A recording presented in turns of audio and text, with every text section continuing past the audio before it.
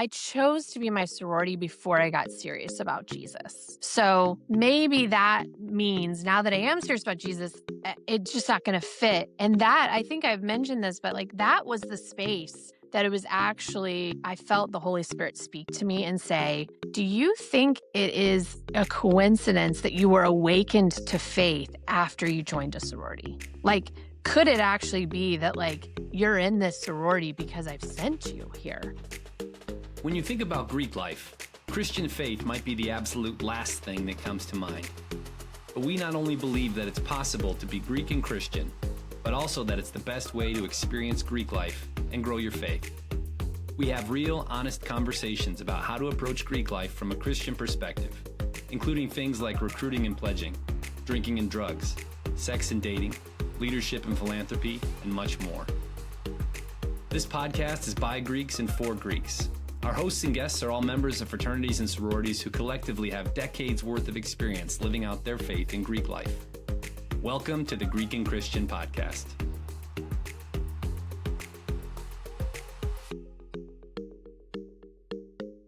Welcome back to the Greek and Christian Podcast. My name is Sarah. I'm a Delta Gamma from Indiana State University. And I'm Christina, and I'm a Gamma Phi Beta from the University of San Diego. I am John, better known as JMac to my fraternity brothers, and I am a Sigma Nu alumni from Clemson University. We're getting nicknames today. Christina, did you have a nickname? I don't know that sorority women all do through nicknames. college and even well into my 20s, people called me by my last name, which was Sitton. So almost everyone in college called me Sitton, pretty much. But then I got married, so it doesn't really make sense anymore. I like that. Do you have a nickname, Sarah? What about you? No, I don't have a nickname. I didn't have a nickname. When I was like the president of my sorority, people would just put me in their contacts as like do not drunk text type of thing. Or like Wow. Snapchat was really big when I was in college and like, I was the That's president. So awesome. people would get in trouble and they would be like, do not Snapchat. So that would be me. That's awesome. That's your nickname. Do not drunk text. Yeah, thinking more like, I'll take that. Sarah Bear, but it's like, No, that's good too. That's like more my mom than my sorority sisters. Cute. I like it. Okay, so around the time that this episode will release, it'll be like full-blown spring break season. So happy spring break fun. to all who celebrate. I was curious, when you guys were in college, in your fraternities or sororities, did you have like classic spring break traditions that you did every year? Well, as I mentioned, I went to San Diego, which is a border town to Mexico. So Mexico was kind of like the place to go. Shout out Las Roccas. Like it was very fun, like A lot of good sunshine. times there. Yeah, a lot Las of good Roccas. times. I think I had my first shot of tequila on a spring break in Mexico, which I feel like that was right, on some level. That's authentic, yeah. Yeah. What about you, John? What'd you guys do? Yeah, our whole fraternity, we didn't do like fraternity sanction spring break, like the whole fraternity go to one spot. It was usually like by pledge class, every pledge class would kind of choose a destination and then they would rally the troops and the, girls that they hung out with, all the groupies and everything. And hey, we're going to the Bahamas or we're going to Key West, or sometimes it was just like going somewhere local, for the week. Yeah, typical beach, warmer weather getaways. Classic. I only went on 2 spring breaks. This is a funny story. I only went on 2 spring breaks my whole college career. And the one that I went on my junior year was a service project. It was like an alternate spring break, which makes me sound extremely noble. However, that year my sorority got banned from going back on these alternate spring breaks because we caused too much drama. Oh, no. Oh, Yeah. gosh. That's pretty bad. That's a low Wow. point, maybe. So we like pivoted and went to the Not allowed to mountains serve. next year because Typical we were banned sorority from service women. projects. Yeah. It's horrible. I will Absolutely say, horrible. after I became a Christian, the Christians on my campus would all go to Catalina Island every spring break because there's a camp there.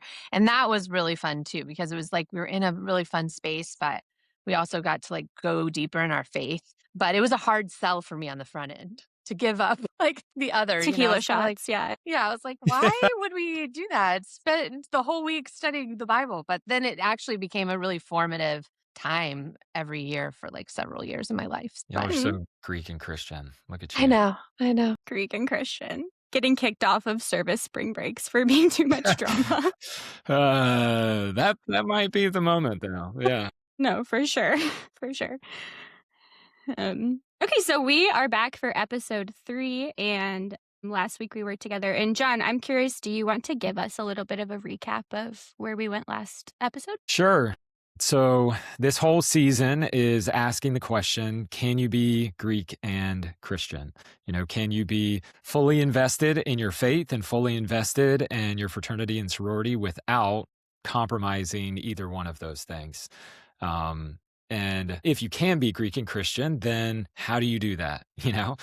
Because there's a lot of tensions and temptations that come with trying to live out your faith and your fraternity or sorority that at times may not share your same faith values, right? And that at times may feel actually oppositional or antagonistic towards your faith. And so, how do you navigate, those tensions, and why do we feel those tensions? So we are going through different passages in scripture and making a case for how you can actually be both. And this biblical idea or theme of what we call incarnation, right? Living in, but not becoming part of a broken culture, around you. And so first episode, we were in a story of Jesus, and he calls a guy to follow him, and he throws a mixer between Jesus and his disciples, and like all his tax collectors and sinner buddies. And we talked about how you navigate that. Last episode, we went back all the way to the beginning in Genesis, and I just asked the question, like, why is it that we feel this tension? If we were to deconstruct this tension that we feel between our faith and our friendships, what's under that? And we talked about the idea of we have sometimes these competing desires to be true to our faith and to be faithful kind of representatives of God, to be a good example of Jesus. But we also have this desire for belonging. We have these deep friendships with our fraternity brothers and our sorority sisters. And we don't want to disrupt those friendships. And so this tension between faith and belonging, and trying to navigate that, and how those are actually good desires, those aren't wrong or bad. They're good. And so the tension you feel is normal. But how do you navigate that, And so we are continuing our journey. We went from gospel to Genesis, and now we're going to fast forward to another Old Testament passage in Jeremiah, one of the prophets. Christina is going to help us to continue to explore this idea of being Greek and Christian and this idea of incarnation. Yeah, thanks. I'm really excited about today. I was joking that, we should play the Clash song, Should I Stay or Should I Go? Like that song, because it, I think as a Christian in a sorority or in a fraternity, I almost think there's like this threshold that we hit at some point. It could be because of overcommitment. It could be because of like darkness in our chapter. It could be because of just like our priorities or whatever. There's like this threshold where we kind of ask, like, should I stay in my sorority? Like, should I stay in my fraternity? And that's a question that I've been wrestling with. I was talking to John and Sarah before this with students across the country this week. So I think it's a really relevant question, really help us kind of figure out what would God say to us if we asked him that question? Could there be some biblical basis? So we're going to dive into a chapter of Jeremiah. And for those of you that aren't fully kind of aware of the full book of Jeremiah, you probably are familiar with Jeremiah 29:11, which is, for I know the plans I have for you, plans for hope, to prosper you, not harm you, plans for hope and a future. It's like on necklaces and all kinds of stuff. Like you can get Super inspirational. So very, good. very, So but good. most Top 5 people list. yeah, it's just one of those verses. But a lot of people don't know the context or where it was coming from. Jeremiah is a really interesting book of the Bible. It is one of the prophets of the Old Testament. And so we're going to dive in. And I think it is helpful to give like a couple minutes of kind of background before we jump in. And so Jeremiah, one of the things that is interesting about him, he was a messenger from God who lived kind of in a very difficult time in history. So it was not an easy time for the people of God. In fact, Babylon was this kind of militaristic, biggest power, high military conqueror of the world. This is kind of the second time Israel's kind of been conquered by them. And this time they're like, hey, you know what? Israel is so resistant. We're actually going to take all of its leaders, main artisans, main royals, like we're actually the main priests, and we're actually going to move them into the center of Babylon because their thought was after a few generations, they'll just assimilate and we won't have to worry about them like breaking out. Like we won't have to worry about them pushing back against all of our gods. And we won't have to worry about that because we have this master plan to assimilate them. So you have in Jeremiah this movement of them having to be exiled. And rather than doing that, they're still resistant. And you find the exiles on like the edge of the city.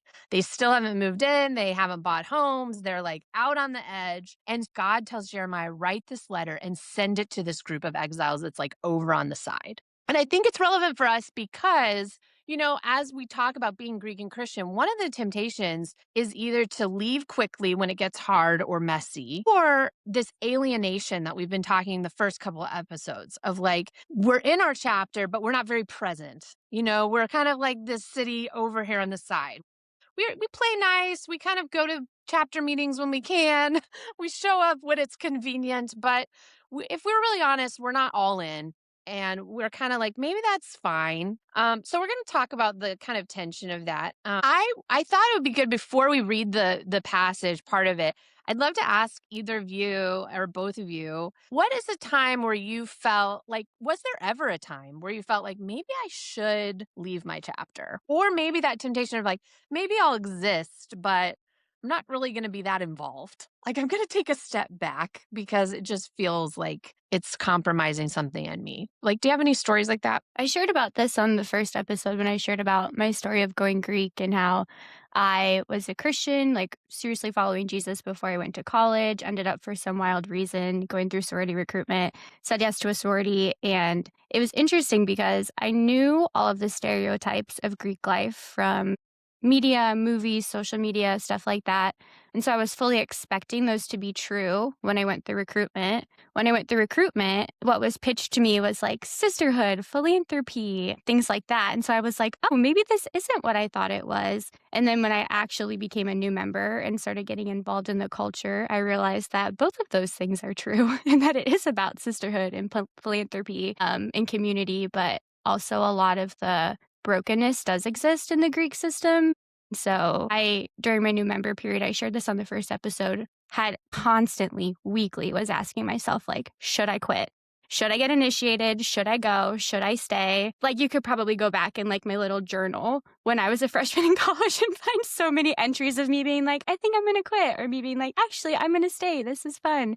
And most of it just had to do with like, it was so much fun to be involved in all of the good things. And then I was trying to work through like, okay, the brokenness of this. Can I deal with this? I didn't know if I had what it took to be able to like be a full participating member and still honor my faith. Yeah, that's good.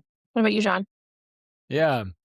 Well, I joined, I think I've mentioned this a couple times now. Like I joined when I was not following Jesus, I joined for none of the honorable reasons that you join a fraternity like leadership or philanthropy. It was for the big parties. I was looking for the work hard, play harder lifestyle. So it wasn't until like midway through my college career, like sophomore, junior year, where I came back to my faith and started following Jesus. And I never had a moment at that time. It wasn't as pronounced of like, should I drop my chapter? Like, should I just renounce my letters and walk away? But I definitely felt the tension, between like the lifestyle that I felt called to, the new places that I was finding satisfaction. Like I wasn't finding satisfaction in getting blackout drunk and smoking pot and hooking up and like all the things that used to be like, man, those are the like, doesn't get better than this, But that changed for me. And so to still be in that culture created a lot of moments of like, can I can I go to that? Can I participate in that? Or like, where do I go to grow in my faith? Because there's not really a spot in, my fraternity now. And so for me, some kind of toggle back and forth. I kind of lived the dichotomized lifestyle of like, I would hang out with my fraternity brothers, but then because there was no other kind of avenue at that moment when I first started following Jesus, I got plugged into another campus ministry on campus that had nothing to do with Greek life. And I developed some buddies over there, but those like two groups were so different, like Yeah. my fraternity brothers and stuff it was always like a little awkward to talk about faith. It's like, is this a buzzkill? But then with like the Christian friends over here, it's like, they don't get my fraternity. It's like, why are you still in a fraternity? Or like, why are you doing that? And so, yeah, I definitely felt that like I toggled back and forth between like being in and then pulling out and then being in. Yeah, that's really good. I think as we jump into Jeremiah 29, I think that the Israelites really felt like they had been dropped from a culture which was really centered around God and like felt really comfortable into a culture that now didn't share those beliefs.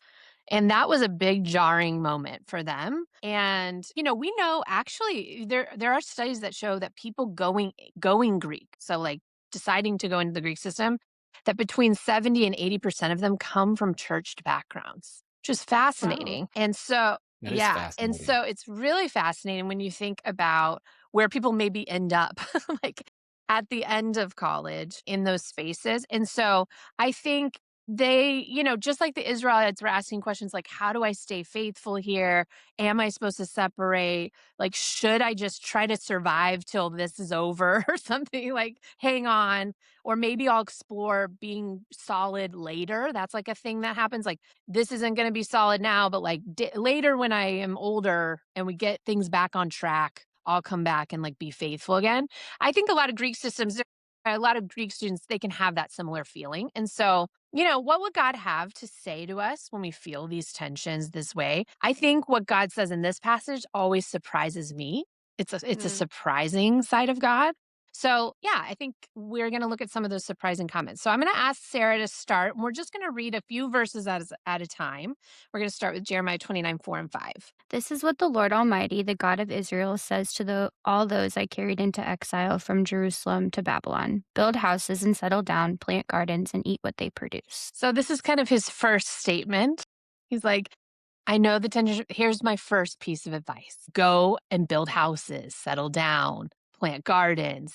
What surprises you about some of these instructions, and why do you think he tells them to do these things? What are some of your thoughts? I mean, it's surprising. The instruction is surprising in general because it's not like, if I were these people, I would want God to like say something different, if I'm being honest. I don't know that I would have been happy with the instruction to like, actually, I want you to like plant a garden. And if you're going to plant a garden, that means that you need to take care of a garden, and that takes a little bit of time. Like, I don't know that I would have been Yeah. happy to hear God pretty much say like, what if you invested in where you are, even though you hate it? Or even though it's hard, or even though it's exile?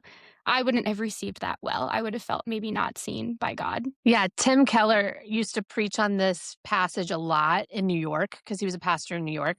And he said, in New York, so many people come here as tourists and they just hold their nose like at the things that they hate. They're just like that's I like to be in New York. I like the vibe. I would never live here. Like that's like a huge thing that he hears all the time. He's like, well, I actually do live here, like it's kind of that feeling of like the difference between being a tourist somewhere and then he's like, I want you to actually like make this your home.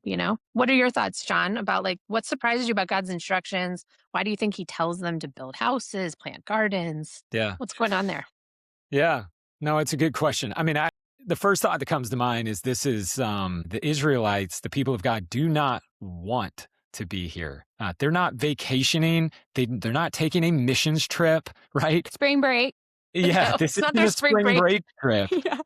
They would have liked the temporary nature of a spring break trip, but I think that's the point. That's the exact opposite of, what God is saying here, that, like Christina mentioned, they're coming from their homeland. Like they're coming from Israel and Jerusalem, which was like everything there was the epicenter of their faith, and it was easy to live out your faith in Jerusalem because everyone around you No one criticizes you for that, looks awkward, looks at you weird for that. They encourage you to do that. It's celebrated to follow God there. And they're forcefully removed to come to this place where they are absolutely like fish out of water.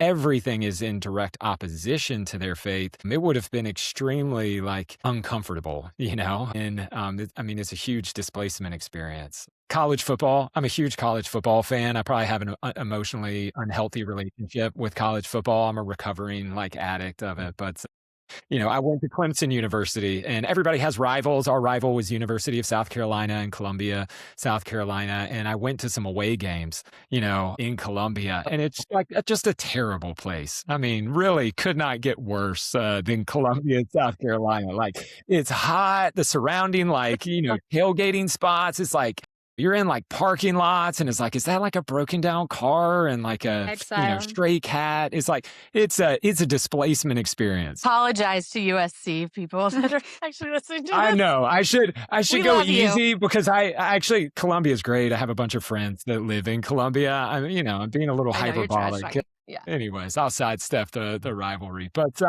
it's as if there's a difference between like going to an away game and being like, this isn't a home game. This isn't my home. But it's only for a weekend. And it's just like, whatever. Like live in the moment. You can have fun in it, right?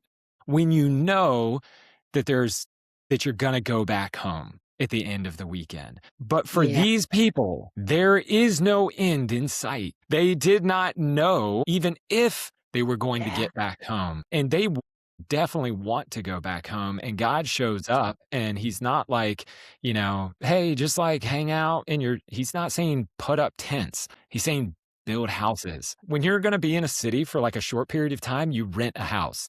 When you're going to be there for a long time, you buy a house, you build a house, That's putting down roots and planting gardens. And so I think that the thing that sticks out for me is like, they don't want to be here. They would rather this be just like a temporary spot.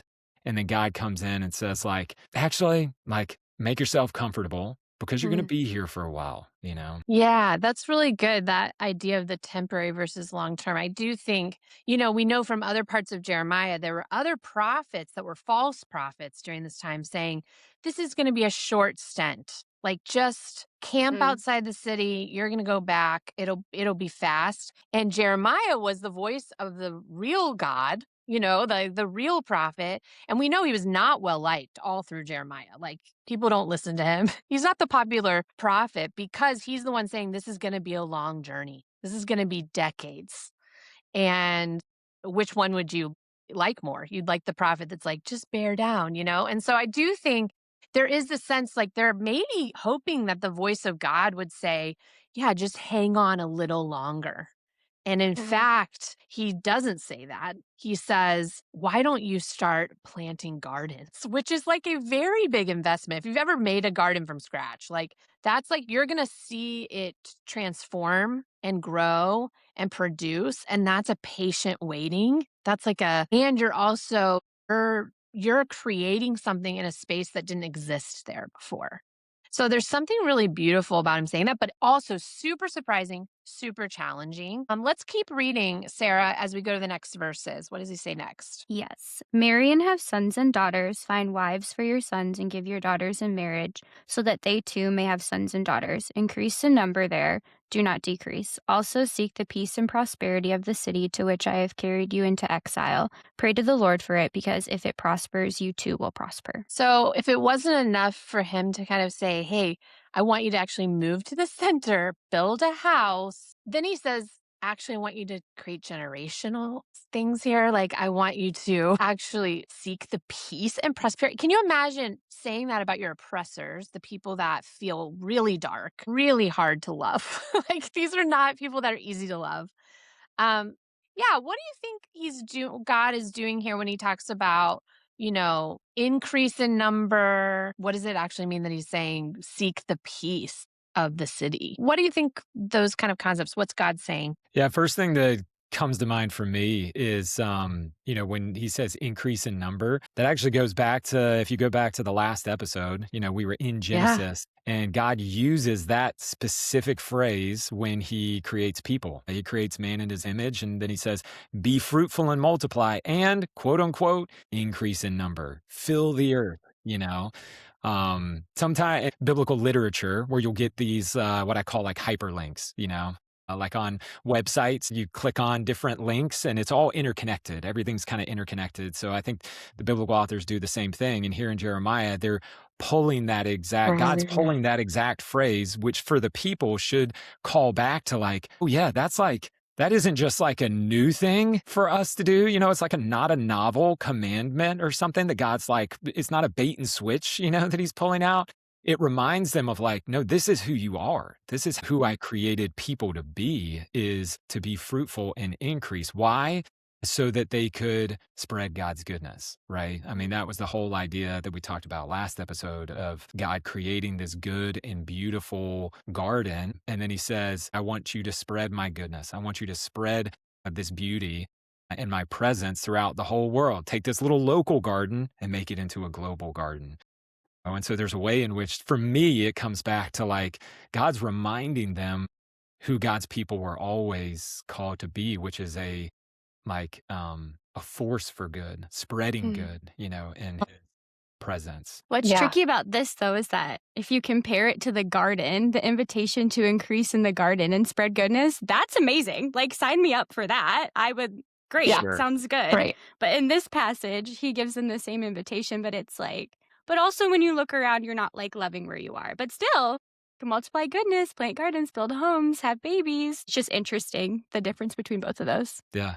And I think, to Christina's point, I think that's the shocking nature of it, right? It's one thing to spread God's goodness in like the garden, or Jerusalem. It's like, yeah, this feels like home. Great. Let's just, push the boundaries. But to do so in a very antagonistic place is absolutely different. It's the inverse, of kind of the Genesis, Yeah. And again, I think the people of Israel would have expected God to say, protect your peace, like protect yourself. Like you're in a foreign land, you are exiles, like you're doing great, like just protect the people of God. And in fact, he actually calls them this more dangerous way to live in a sense. And then he even goes further, not just to like build a life in the middle of this kind of evil, pluralistic kingdom, but he also says, why don't you seek the peace and the prosperity of the city to which I've carried you into exile? It is interesting. I was thinking about this in the beginning of chapter 29. It says Nebuchadnezzar, the king at the time of Babylon, brought them into exile. But then in verse 7, it says God carried them into exile. What do you think are the implications of that? What do you think that means, that God is actually saying? The writer of Jeremiah says that Nebuchadnezzar was the one, and we know that's true. The history is true. But then God kind of says, which I have carried you into exile, and pray to the Lord for it. What are the implications of that? What does that mean? Who actually brought them into exile? What do you That's think? a good question. You got thoughts, Sarah? Yeah, it says Nebuchadnezzar brought them in, and then God is saying, like, the place that I brought you. And I don't know, it just makes me think that, like, that would be good news to me if I am in exile hearing that, because I would hope that God wouldn't like waste my pain. I would hope that, like, okay, if this is all because of Nebuchadnezzar, then that's probably going to be painful.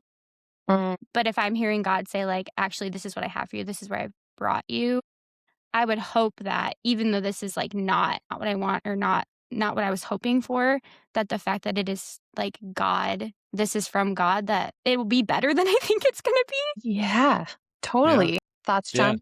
Yeah. For me, I think it evokes the idea of like perspective, and how are you viewing the situation? By what lens are you like interpreting reality? Because in one sense, the Babylonian exile, could be looked at and interpreted in purely like political and historical means, right? So you could go back to, the Book of Kings in the Bible, or look at, extra historical sources. You could easily like describe, why are these people being taken into exile? Because they made some really bad political moves, and they crossed the king, they crossed Nebuchadnezzar.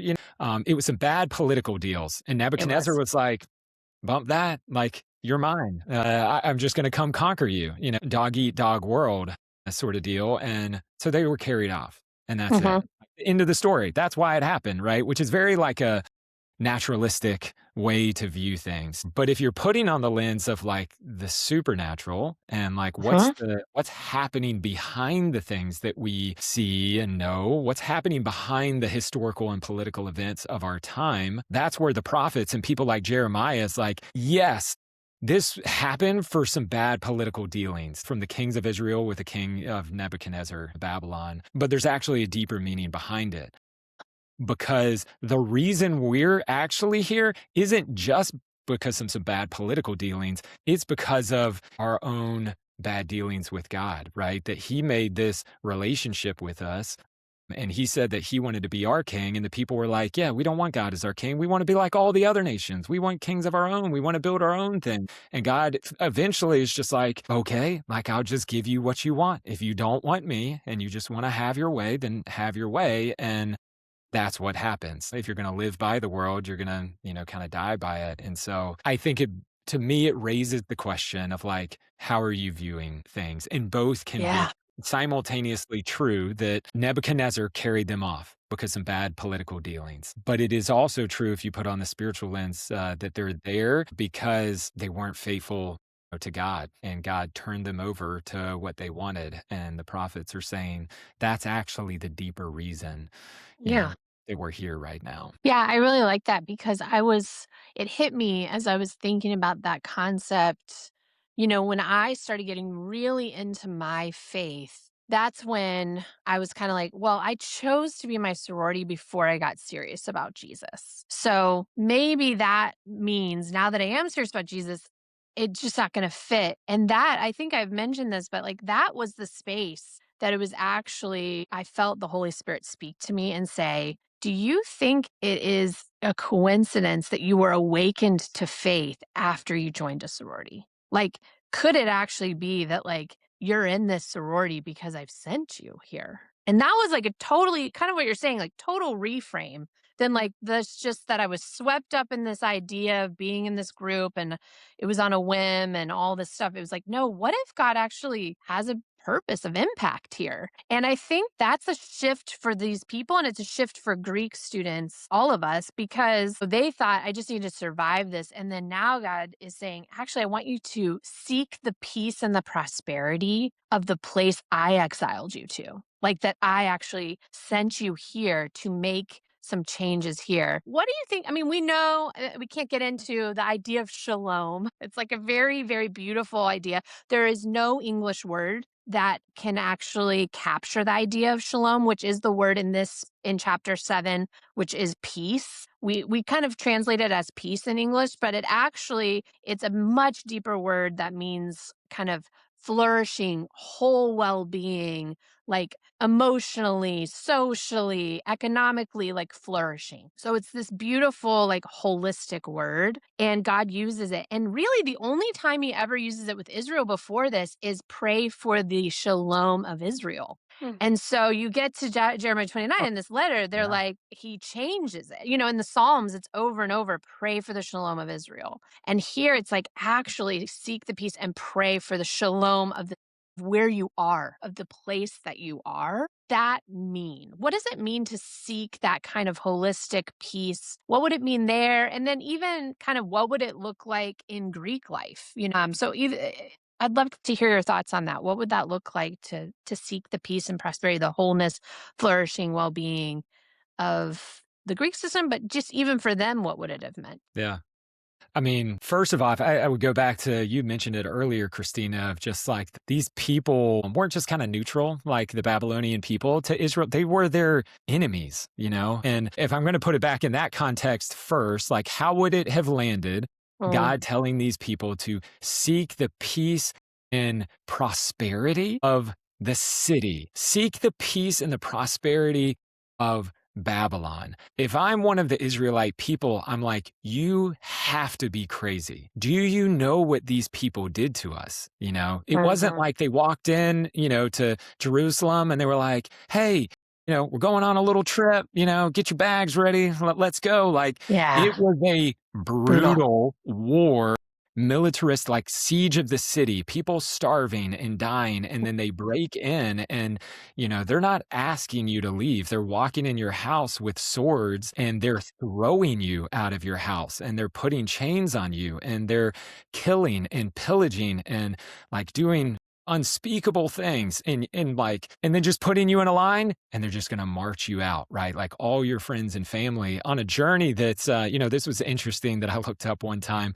Distance between Jerusalem and Babylon is something like around 1,000 miles. It would be the equivalent if you started in like on the West Coast or the East Coast. It would be the equivalent of going from there to like Dallas, Texas, half of the country by foot, in a like brutal sort of, deportation process. And so all that to say, if I'm an Israelite person, and I'm living in this city and I hear God say like, seek the peace and prosperity, I'm like, I'm not seeking their peace. This would be like give me the Bible verses that's like, God curse them. Yeah. Bring like rain fire down on these people, Yeah. like kill these people. I hate these people. Like these people killed Yeah. my family sort of deal. It's like it could not be any more shocking, and there's a continuation in the New Testament, right? Even Jesus is like, this is like some of the love your enemies kind of concept Oh, it is. coming For out sure. here. So that's their context. I think that's how it would have landed for me of like, God, you have to be absolutely crazy to ask me to do this. Now, if I'm putting it back into like fraternity and sorority context, obviously like we're there by choice, not because we were deported or forced into our Yeah. chapters. Right. For sure. And it's not that it's, that antagonistic and everything. Like we'll tone it way down. But you mentioned it, Christina, of like minimally, for us, I think it lands as like seek the peace and prosperity. I think it's more so like the idea of protection of like, God, protect my peace. Help me maintain my faith. Help me stay pure. Help me stay true to you. Like, help me just survive in this place. That's probably kind of the natural starting point for a lot of people. Isn't like, how do I spread peace and prosperity? It's just like, how do I keep my own peace and like, how do I prosper in this place? Well, and it's almost like one more thing I thought of with that is like, it would be, there is a movement and I'm not even going to say whether it's justified or not to like get rid of the Greek system, like to cancel it, to condemn it, to be like, there's no good here. Just stay away from it. Right. And even there's well meaning Christians that are like, I mean, I was talking to a mom of a student this week and she's like, tell me, like, my daughter wants to go Greek and I know you're big on Greek and Christian, like, would you let her? And I actually used some of this idea of if she goes in with this lens of like, God is sending me into this place to love people and bless them, then yes, we need more of that. Not like, they're terrible, we're just going to cancel them, whatever, So I don't know. What do you think, Sarah, about some of the things we're talking about? This feels really deep to me because when I look back on my 4 years of college, this is literally the main thing that God taught me as someone who joined the Greek system as a Christian. I'd been following Jesus for a long time. And up until I went to college and joined my sorority, my faith was for me. It was like this cute little thing that made me feel good about myself and had me knowing that like, oh, I'm saved and I can go to Bible studies. And I like how being a Christian makes me feel. And then when I got to college, I joined Delta Gamma. And all of a sudden, God taught me really quickly, like, actually, your faith isn't this cute little thing that's just for you to make you feel good. There's like a higher calling of you to do what they're talking about in this passage, to like multiply goodness, even when it's hard, and to like invest in and pray for your sisters, even the ones that are hard or the ones that are really different from you. That I am so grateful that was a part of my story. Like, I'm so grateful that God taught me that lesson and specifically taught it to me in the Greek system, because I think it is possible that I could have gone my whole life without realizing that like there's this huge invitation from God that's not just like follow me with your own life and do this for you, but that there's actually like you have the opportunity to plant gardens and to build homes in places that don't look like me. And then you have the privilege of watching me work in those places. It's not just like a die to yourself and in 4 years you can move on to the next thing. Like, some of my biggest moments with God were because I did this and I prayed for my sisters, and I didn't always do it perfectly, but like some of the biggest like fruitful moments I've seen in my life, I can trace back to this idea of like, okay, staying in a place that is hard and choosing to Yeah. invest in it and invest in it well. I have so many amazing stories that have come out of that. Yeah. I love that. And I think it's also interesting, like, even as you're telling your story, I think it is really just even apart from the Greek system, just being Christian in general, I think it is easy for us, especially in Western Christianity, but especially in American Christianity. We forget that the Bible's image throughout the New Testament for Christians is exiles. Like the beginning of James, the beginning of Peter's letters, like you are an exile. Like you are a kind of, I don't know, you're a resident alien in a sense. Like you are supposed to make your home here, but you also are supposed to recognize that your citizenship is somewhere else. Mhm. And that's the trick, right? Like that's kind of what he's doing here. And so the Israelites have to make this shift, this pivot. He's inviting them into a pivot of instead of just being other, like you're just a visitor, could you see this as place you're a resident where you own a home, where you're here on purpose? And not only that, could you see yourself that even though you're there for a time, that you actually don't try to conquer, don't try to resist, don't try to go against, but that you actually actively try to bless the place that you are. I mean, what would be some examples that students could do this in the Greek system? Like practically, what would be some ways to kind of seek the peace and prosperity of their chapter without losing their values, without just being like, oh yeah, like I'm the fun one. Like I don't ever, it doesn't mean that we're just like these kind of conflict avoidant Christians, but it does mean that we kind of are actively trying to seek the good of our chapter in some way. What would be some examples either you've seen other students do, you did yourself that we could give practically to students? Yeah. And just to name it, maybe just to affirm what we're talking here a little bit and then to answer your question, you know, I think that is the idea that we miss sometimes of like are blessed. Like, praise God that Jesus found us and called us and saved us and Mhm. everything. But we're not called just to be blessed, period. We're called to be blessed to be a blessing, to others.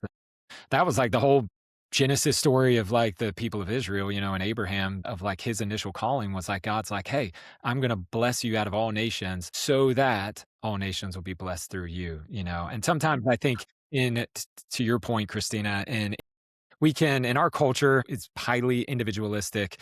We can just think of like, well, God's goodness is like, it's just for me, like me and Yeah. God. We take like famous verses like John 3:16, and we're like, for God so loved the world. And it's like, you know what? Just like draw a line through world and just put like you, like Love for to be, God so yeah. loved, he so loved Christina and Sarah. And that's absolutely true. But it's also true that he loves the world. Yes. And I think that's the idea that we are blessed to be a blessing. And what does that look like in our chapter?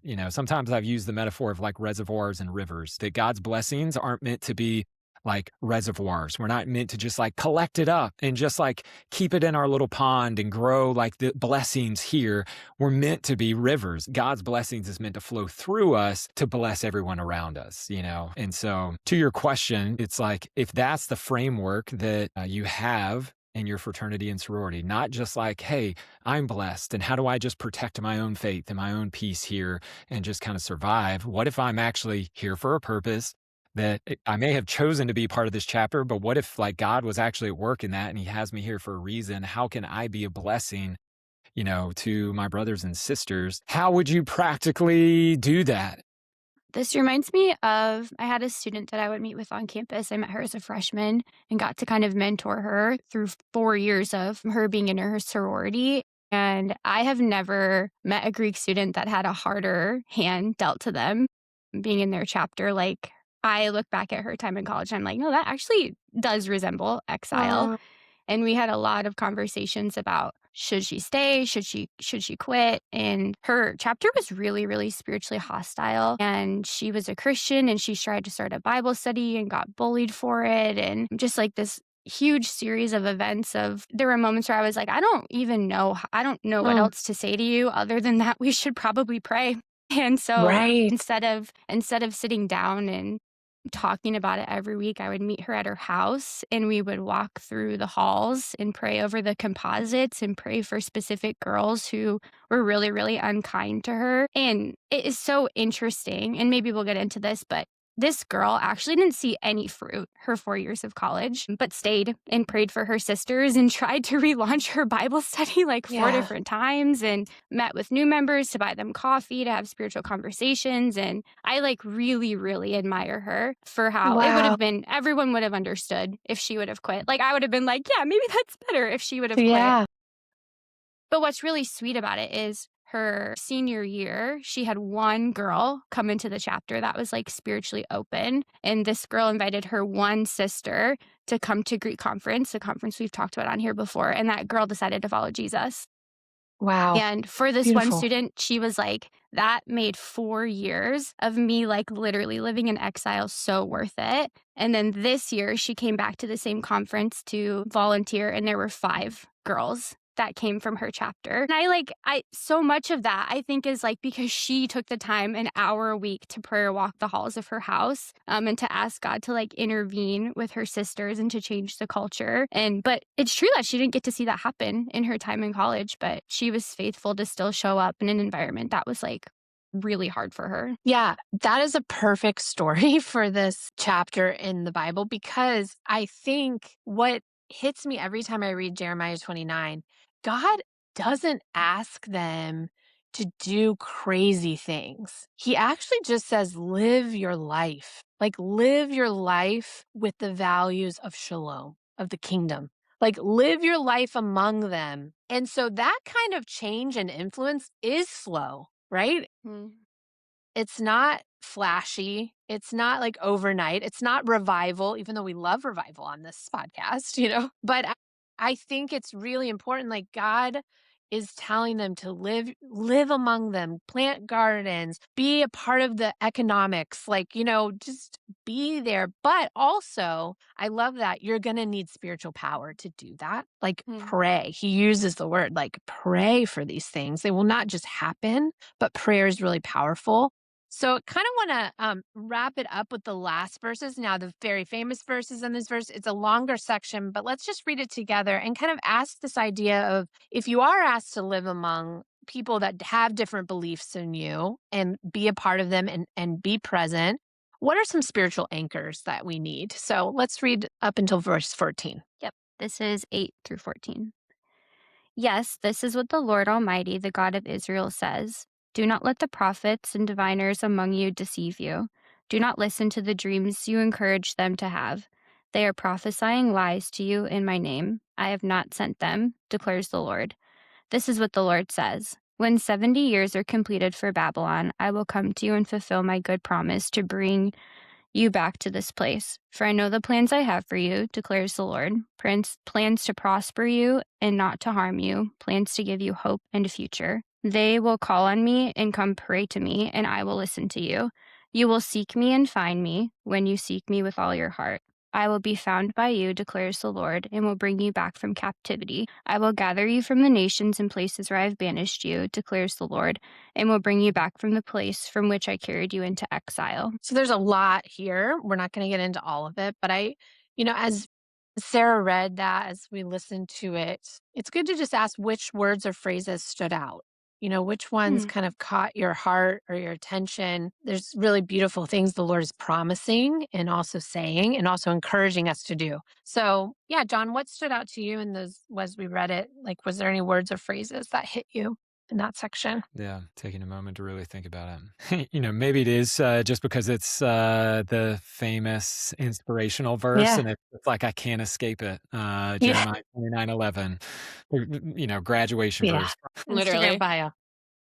That's it. That's the one Love to put it. on football games, right? And your the paint those under are- your eyes, Jeremiah 29:11. I think in light of this conversation, the thing that stands out to me about that verse is that earlier God had said, seek the peace and prosperity of the city. So he Yeah. starts out telling them, like, hey, be other minded, be other focused. Most of this conversation we've been having is making the case that you should be blessed to be a blessing. You shouldn't, it's just not about insulation and protecting your priests. It's about influence, and it's about Yeah. seeking the prosperity of other people in your chapter. And I think that there's so much good in that. The danger in that is that we can just assume that, like, oh, God's just using me for all these other people. And like, Mhm. there's nothing he has for me here. That you can swing the pendulum, because we Yeah. usually start out as like, it's all about me. And we're like making the case like, no, it's not just about you, it's about other people. But you can swing it too far to say, like, oh, God doesn't have anything for me here. Right. He just has me here for my brothers and sisters. He's just using me for them. And I think this is what, like, especially when you get into leadership, or you start a Bible study in your fraternity or sorority, or you're trying to be, an influence. I think this is the shadow side of leadership, is that you begin to believe that God doesn't have anything for you. He's just Yeah. using you as like a cog in his evangelistic machine or his Yeah. blessing machine to, like, Right. just spread his goodness, and like he's just using you. And we can end up with like the starving baker complex, where we're constantly preparing food for other people. We never eat ourselves. Mm. And I think here what's sweet is that after telling them, like, yes, seek the prosperity and peace of the city, but guess what? Like, I want to prosper you too. And it's actually, that's not different from you seeking the prosperity of the city. It's one and the same. By seeking the prosperity of the city, you're actually going to prosper too. God's not using you in the sense of like he's just draining you to like serve other people. It's actually in him using you that he has good things for you. Yeah. It's not just like chip is not something you're doing for God. It's something that God is doing for us and in us, that he's using us as an influence to shape us and form us and sanctify us. And that's where the goodness lies, that there's good in this for us too. That staying in your chapter, even if it might be difficult, there's good stuff for you too in that. It's not just for your brothers and sisters, it's for you too. I think I really love the idea that, God doesn't just say, do this hard thing to like live among a culture that doesn't believe in God and seek the prosperity, but he kind of ends on this spiritual, like, but it's really important to be connected to God. It's not just important, it's imperative that there's like a sense of connecting ourselves to God. And there is this little part in this section where he does very much warn against false voices that can kind of come in the midst of trying to live in Babylon as an exile. There's going to be false voices that tell you false things. And I mean, we can't really say what they are for everybody listening to this, but I can tell you this, there are probably false voices out there in your life that are trying to influence you. And so there is this sense of like, seek God while he might be found, like go deeper, the deeper places in your faith so that you can hear his voice over all the noise, over all the brokenness. And I also, 2911 is so powerful to everyone who listens to it because there is this sense that God actually controls our plans, like our future, our purpose. And even if you're in, I mean, there is this little line that it's like in 70 years, which we kind of like brace over, like, oh, that's kind of a long time, like 70 years.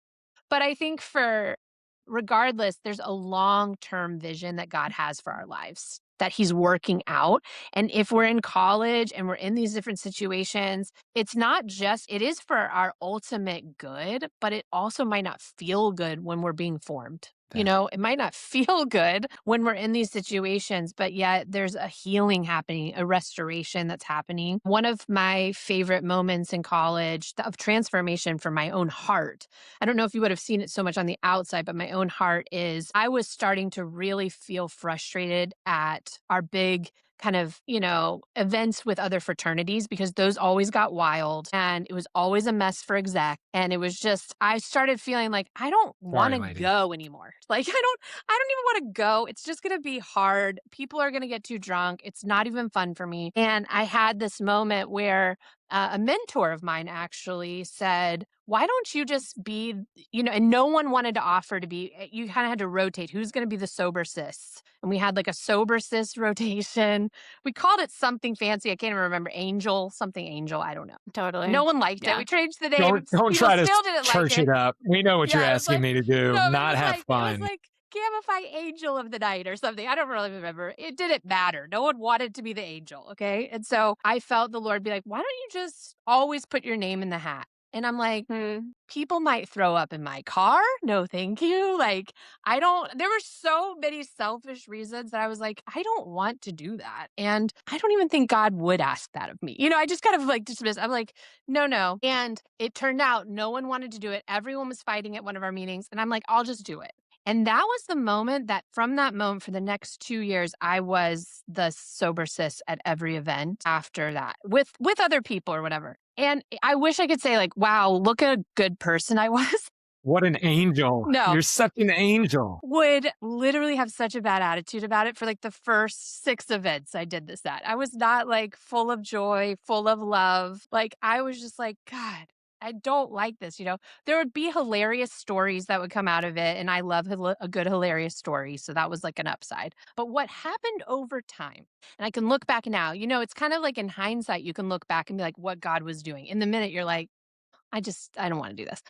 But in hindsight, what God was doing in me, there were so many moments where God was teaching me unconditional love. Like love for people just because we could love. Like not because I was getting anything back, not even because they would even remember my goodness. They would like most of them, I would see them the next day and they'd be like, how'd you get home? I'm like, well, I went home after I took you home. It's like they wouldn't remember. But the thing is, like, feel like God taught me something about unconditional love. And I think there's something that he's even doing in this passage for these people that have been living all sorts of ways. And now they're in a culture and their default has been like, we should just always be separate. And he's like, actually, the default is always unconditional love. Like the default is how do you get in there, use your influence in a way that is not flashy, is not crazy, but can actually make an impact in the places that I send you.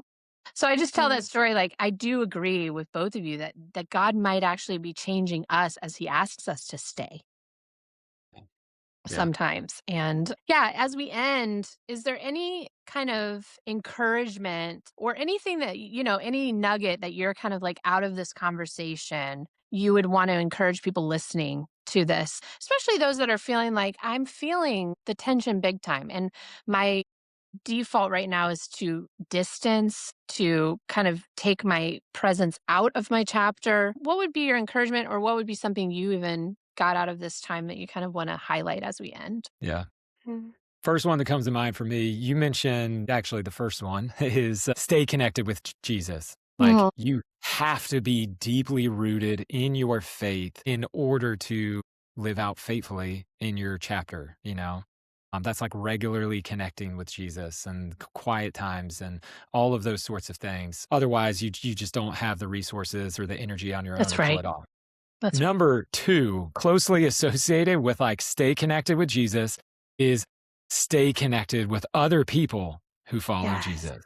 Like I cannot overemphasize the need for community and connection with other people that share your faith. It makes me think of like, I don't know. You may have heard it before. It's like a silly story. It's like a story of a guy that stopped going to church, for a long time. And then one day, the pastor shows up at his door and he opens the door and he's like, oh, hey, like pastor, come on in. And the pastor doesn't say anything. He just sits down in front of a fire that the guy has going. And so the guy sits down and he's like, listen, I'm really sorry. I haven't been going to church for a while. Like I know, blah, blah, blah, blah, these reasons and everything. And the pastor is just like quiet and doesn't say anything. And a long time goes by. And then the pastor grabs one of the pokers and he scoots one of the embers that's under the fire. He like pulls it out a little bit and then just sits there. And as the guy looks at the ember, it goes from this like glowing white, red hot to like kind of a dim red to eventually it just like it goes out and it's just like black and kind of ash. And then the pastor takes the poker and he pushes the ember back into the fire And immediately it lights up again, glowing kind of red hot. And then the pastor just puts his hand on the guy's shoulder and gives it a squeeze and walks out. That's kind of the folklore kind of story, right? Moral of the story, right, is that like if you're disconnected with other people who follow Jesus, you can keep it going for a while, tough it out on your own. Eventually, the reality is that it's just hard to continue to do so in isolation, to just live out your faith in isolation.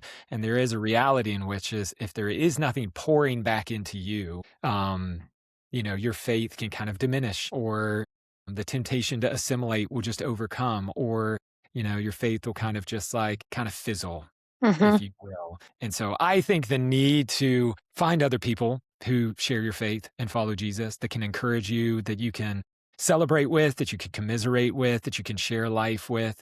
I say, think of it in like concentric circles of like, who are those people? Ideally, those are people like in your own fraternity and sorority. It's one of your Yeah. fraternity brothers or sorority sisters. I think that's ideal because then you're just like, you're always together. Mhm. If you find that you're like the only person that's following Jesus in your chapter, and especially if you feel like you're living in a chapter like Sarah's saying that's a little more like not even neutral, but a little antagonistic, toward your faith, then is there somebody in a different fraternity or sorority that shares your faith? Like go find that person to hang out with, because at least they'll get what it's like living out your faith in Greek life. If you find that you can't find any right body in Greek life, then like, hey, is there another community? Is there a campus ministry? Is there a church? Is there somebody that you can get plugged in with to help, just to pour back into you and encourage you and to give you the energy and the resources to go back into your fraternity and sorority and continue to live faithfully, and do it there. And this probably is a good space to just say if you do feel like a lone ranger, if you feel alone in any way, maybe you even listening to this podcast is an invitation to get connected to people that can help you. We have a contact card you can fill out from Greek and Christian that can get you connected to mentors, coaching. We can actually maybe even connect you to volunteers or other ministries on your campus. You're not alone. We actually, part of the reason we're even doing these things is to reach you to say, hey, you're not alone. God is at work on your campus. Let us connect you, reach out to us. So I love that, John. What about for you, Sarah? What would be something that stood out to you or you'd want to like make sure to just highlight as we end for people that might be listening? Yeah, I think as we've been going through this today, I have been reminded that so much of who I am as a Jesus follower now was like instilled in me when I was in my sorority. Like, that is What? actually, honestly, the most spiritually formative time of my whole life. And it's because I was like, sink or swim, had to figure this out. Even though I wasn't perfect at it, like my faithful endurance was so worth it. Not only because it taught me, like you were saying, Christina, how to love people unconditionally and deeply, but it also taught me like how much God loves me too, in turn. Um, and I Mm, feel I'm literally so grateful that I had the opportunity to like follow Jesus in a sorority and in a place where it was hard. Because, like we talked about in the last episode, yeah. I have so many skills now with my neighbors, with my friends who don't know Jesus, in my church, in these different things that I do. Like, I can go anywhere and do this because I did it in my sorority. And I'm so thankful for that. That's such a gift. Yeah. I love that. Yeah. As we end, I think if you ever find yourself saying, like, I feel like maybe my chapter's too far gone spiritually, or I feel like I'm the only one who really cares about God and it's never going to change, I would just say maybe your chapter isn't too far gone, isn't too dark. It actually might be the place God wants to shine through you. And that's what God kind of flips the script on the Israelites. When God's people were living in Babylon, the darkest empire that they ever knew, God didn't tell them to run away. He told them to build, plant, pray, seek the good. And so maybe your chapter isn't just a place you happen to land. Like we're actually proposing that maybe it's the place as God has sent you to bring his light, to love people well, to partner with him and what he's doing there. So darkness isn't a reason to withdraw. And I hope you feel encouraged. And the word encourage is like to give you courage. So we just hope you feel encouraged that it's actually maybe a reason you're there. And because this passage, we're going to finish with something fun. But before we finish, because this passage does talk about prayer, I would like to pray for those of you listening right now. So if you're listening, I just want to ask the Holy Spirit to help you. So, Lord, we just know that it is not an accident that some people would be listening today that need your courage, need your encouragement. They feel alone.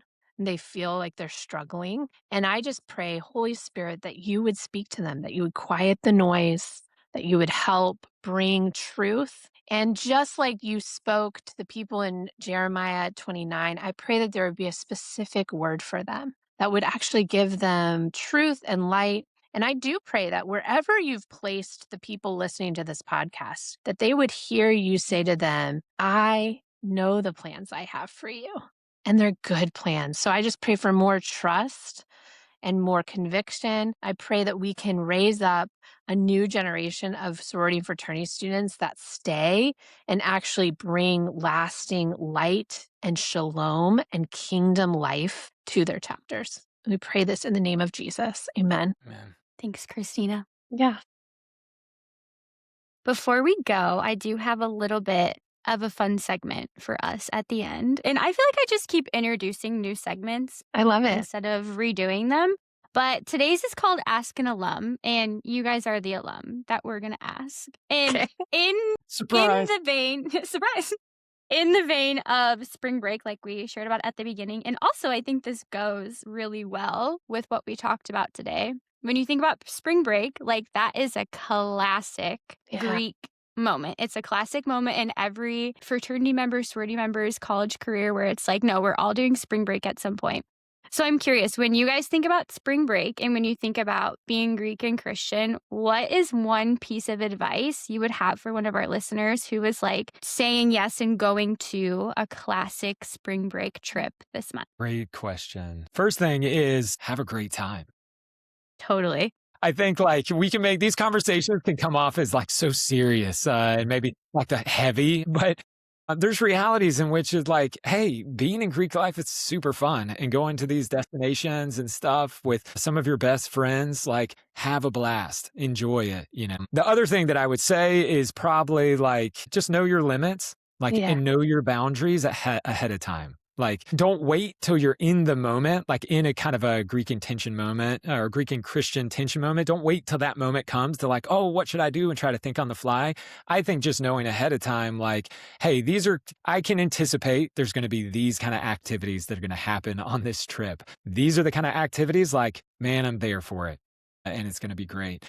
And if these activities come up, you know, it's like, love y'all, but I'm going to go do something else. You know, I know there was lots of times like, well, not lots of times, I shouldn't say that, but, you know, there'd be times where my fraternity brothers would want to go do something, you know, or people would be like, go to the strip club or whatever. And it's like I just, I can't, I'm not going to participate in that activity. I'll catch you all back at the house. Like, give me a text if you need a ride back. There are times it's like, yeah. So know your limits and then, you know, probably just like know what to say when you set limits, you know, if you are going to disengage or kind of pull back from an activity and just already have like a little pre-planned response, you know, when people are like, what, dude, come on, like, why aren't you going? Just have a way to explain why you're not participating in said event, you know, and that'll probably just help reduce the anxiety of like being in the moment and like not knowing what to do or what to say or something. Those are really great. I'm going to say something kind of surprising. I think my advice would be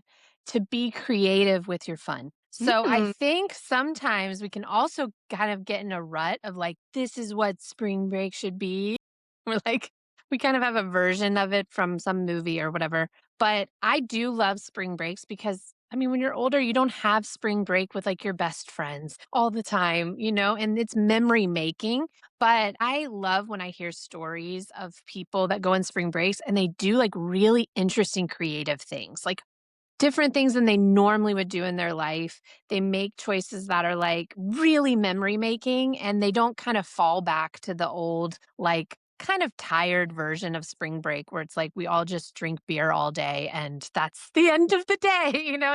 It's boring and it's not creative. And I think there's just so many fun things that you can come up with that are awesome and fun. And I agree. I think the mom advice I would give is, you want to live your life in a way that you have experiences and fun, but you know your boundaries enough that you don't have to have deep regrets. So that's the way that I live my life now is like, how can I have so much fun and not be scared of life? Like do the creative things, like do things I've never done before, but also have enough boundaries that are connected to what God would have for me that I don't have to look back and be like, "Ugh, that was hard." I will say also, I have a great story recently of a student who she went on spring break and her friends are really fun, really wild, and she's been coming back to God, and she did not expect people at nighttime to want to have spiritual conversations with her. She like did not expect Mm. it. She did not even, it wasn't like she was hosting Bible study in her hotel room or at the bonfire. She was not like that at all. And yet there were people that were curious about her Yeah. story. And I wonder that if that's also a piece of like just praying, like, hey, Lord, if there's places that I could speak up or there's places I could like answer questions for people that are genuinely curious and like seeking God, could God connect you during a fun spring break where you're all just hanging out? I think that could be really cool too. So, and I'm seeing it happen, which is awesome. It's great. Totally. Totally. Thanks, guys. Oh, wait, I would like to share. Oh yeah, you're an alum. My fun one is that you should go on spring break. Like, Yeah. I think sometimes we're like, oh, I don't know. Should I stay or should I go? Should I Right go? back, man. Bring us full circle. Nice. Yeah, so I'll just wrap this up with that. No, go on spring break, even if you feel like you don't have the money for it. I don't know if that's bad advice, but you should go. Just go. There were times when Yeah. the 2 years I didn't go on spring break where I was like, oh man, I should have just gone. And it was either because of money or time or because I was scared of the situations I was going to be in. And I wish I would have just gone. And my other practical advice is that if you're going to go on spring break and have good boundaries, you have a real opportunity to help keep other people safe. Yes. Especially because spring break, there are so many statistics that come out of spring break about bad things that happen with substances and with assault. So I actually think that there's a huge opportunity for people who are going to have boundaries Yes. to be a watchful eye for other people. So Great. that would be my Yeah. invitation. That's That's part of the reframe, right? We can look at boundaries. It's like, oh, these are fun killers. And I think what y'all are saying is like, actually, boundaries help protect our fun. They Yeah. keep us having fun because when you cross some of those boundaries, things aren't fun, that's right. Right. And so, yeah, it's all about preserving something, steal it. And I'll just give you a little practical thing my sorority did. We had no one in our sorority named Mary, which is a great name, but we just didn't have a Mary. And she was our word that anytime we needed help or anytime we needed like a sister would be like, "Have you seen Mary?" A safe And word. yeah, that was our thing. So you could have that kind of system in place, could be a wise system. Like if there's something that feels unsafe, you're like, "Have you seen Mary? I was looking for Mary." And everyone knew. Everyone knew what that meant. And we just Yeah. took Get out of control, here. So Yeah. Yeah. anyways, fun things like Mary, that. angel sister, you guys have a lot of Wow. good systems in Yeah. place. Yeah. Meanwhile, going south of the border to Las Rocas, and man, it's just like you were in Tequila. it. Yeah, let's lived a There's while. so much lore. Christy, Living you la have a lot vida of loca. lore with you. Awesome. Thanks, guys. Well, that wraps up episode 3, and we will see you guys next week for more. See y'all. Great.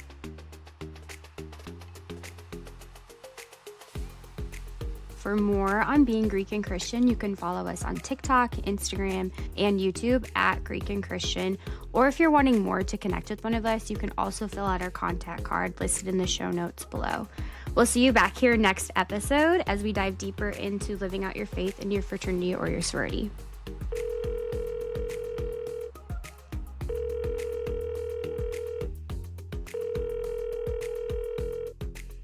Hello, please leave a message after the tone. Hi, my name is Emma Mayer, and I'm in Phi Mu from Southeastern Louisiana University, and my favorite thing about being Greek and Christian would probably be leading my sisters to Christ and knowing them on a deeper level. Okay, that's it. Bye.